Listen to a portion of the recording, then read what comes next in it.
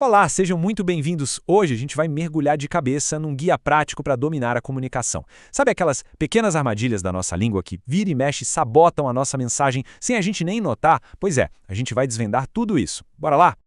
Para a gente começar, eu queria deixar uma pergunta no ar. Pensa aí um pouquinho. A sua mensagem, ela é sempre entendida do jeitinho que você queria? Parece simples, né? Mas essa é uma questão super importante, porque a diferença entre o que a gente quer dizer e o que a outra pessoa realmente entende, bom, isso pode ser a chave para o sucesso ou para o fracasso de qualquer conversa. Beleza? Então qual vai ser o nosso caminho hoje? Primeiro, a gente vai identificar esse tal de inimigo oculto da comunicação.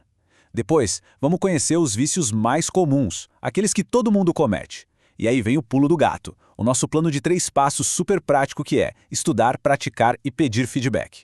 E para fechar, vamos conversar sobre como a clareza é uma habilidade que todo mundo pode desenvolver. Então vamos lá, quem é esse tal de inimigo oculto da comunicação? O que são, afinal de contas, os vícios de linguagem? Olha, dá para pensar neles como se fossem, sabe, umas pedrinhas no sapato da nossa comunicação. São hábitos que parecem pequenos, mas que são bem persistentes e acabam atrapalhando tudo. Formalmente falando, são aqueles usos repetidos e, vamos dizer, inadequados de palavras ou frases que acabam fugindo da norma culta. E o resultado?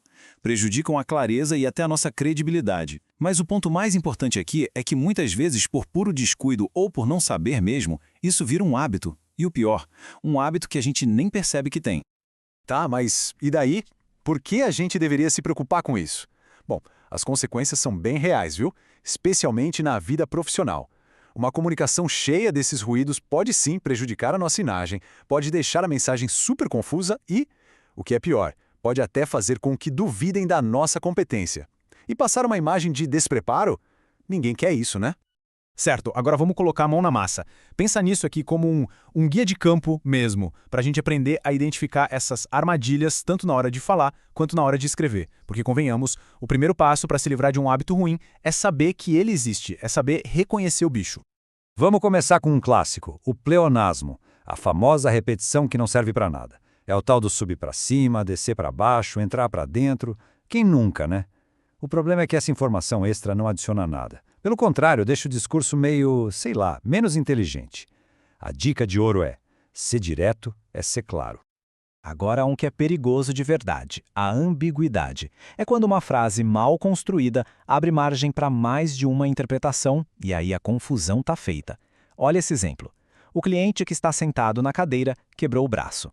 Peraí, quebrou o braço de quem? Do cliente? Ou era o braço da cadeira? Percebe o risco? Num contexto profissional, uma confusão dessas pode gerar um erro bem sério. Esse aqui é aquele que a gente percebe mais quando fala em voz alta. A cacofonia. Sabe quando a gente junta o final de uma palavra com o começo da outra e cria um som esquisito e que a gente não queria criar? Tipo bocadela ou porcada. Pode até parecer bobagem, mas isso distrai quem está ouvindo e, sem querer, pode até arranhar a nossa imagem. E agora o temido gerundismo. Vou estar te ligando, vamos estar verificando. Olha, o gerúndio em si não é o vilão, ele tem o uso correto dele. O problema é usar em excesso para falar de uma ação futura. Passa uma sensação de que a coisa nunca vai acabar, fica vago, sabe? É muito mais profissional e eficiente dizer vou encaminhar ou te ligo amanhã, direto ao ponto. Ok. A gente já viu os problemas, já identificou os vilões. E agora, qual é a solução? A boa notícia é que existe uma receita, um plano de ação com 3 passos bem práticos e super poderosos. Estudar, praticar e pedir feedback. E é exatamente isso que a gente vai ver em detalhe agora. Beleza?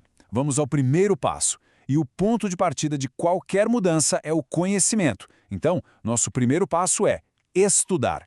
Pensa nisso como construir a base, o alicerce da nossa comunicação mais clara. A lógica aqui é muito simples, gente. Não dá para consertar um erro que a gente nem sabe que existe. É impossível. Por isso é tão importante parar um tempinho para entender quais são esses vícios, ver exemplos, sacar por que eles são considerados um desvio. É esse estudo que vai, digamos, ligar o nosso radar interno para pegar esses erros no flagra. Certo, com a base teórica construída, com o radar ligado, é hora de ir para a ação. Nosso segundo passo é praticar, porque é aqui que o conhecimento vira uma habilidade de verdade. Mas como praticar do jeito certo? Bom, escrever com frequência já ajuda muito, claro. Mas agora vem a dica de ouro, a técnica secreta. Leia os seus próprios textos em voz alta. Sério, isso é uma ferramenta de diagnóstico poderosíssima. Na hora que a gente se escuta, aqueles sons estranhos, as repetições, as frases que ficaram confusas, tudo isso que o olho deixou passar, o ouvido pega na hora. Fica óbvio. E agora a gente chega no terceiro e último passo. E esse, olha, talvez seja o que exija mais coragem. Pedir feedback. Esse passo é fundamental porque ele ataca justamente aquilo que a gente não consegue ver, os nossos pontos cegos. A verdade é essa. Alguns dos nossos hábitos são tão automáticos, tão enraizados, que a gente simplesmente fica cego para eles.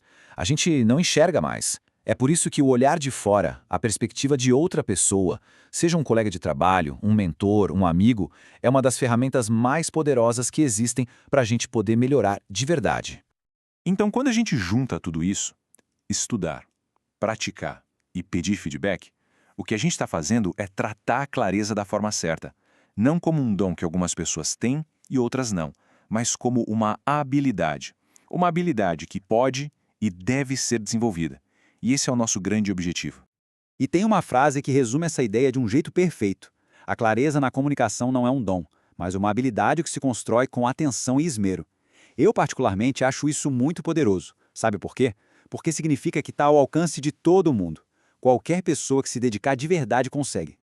E vale lembrar, viu? O objetivo aqui não é virar uma pessoa perfeita na comunicação, porque isso não existe. O verdadeiro objetivo é ganhar confiança. Aquela confiança de saber que a sua mensagem está clara, está direta e que ela vai ser mais forte do que qualquer ruído ou qualquer mal-entendido no meio do caminho. E para a gente fechar, eu quero deixar um desafio, uma pergunta para reflexão. Depois de toda essa nossa conversa, de tudo que a gente viu, qual vício de linguagem vai ser o primeiro da sua lista? O primeiro que você vai se dedicar a eliminar? Pensa nisso, porque escolher um e dar o primeiro passo, isso já é uma vitória enorme.